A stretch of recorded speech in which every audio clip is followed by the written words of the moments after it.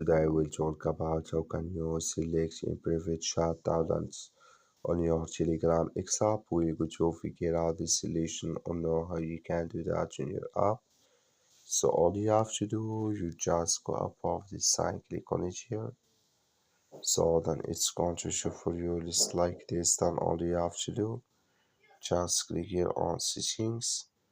So then it's going to take you to next step here. Then all you have to do, so you just go down here, then you click here on data and storage here, then it's going to take you to next step here. Then all you have to do, just go down here, then you click here on private chats.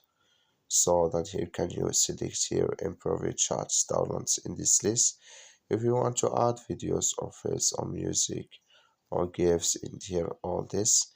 That's all. Thank you for watching. Don't forget to support us by liking, subscribe.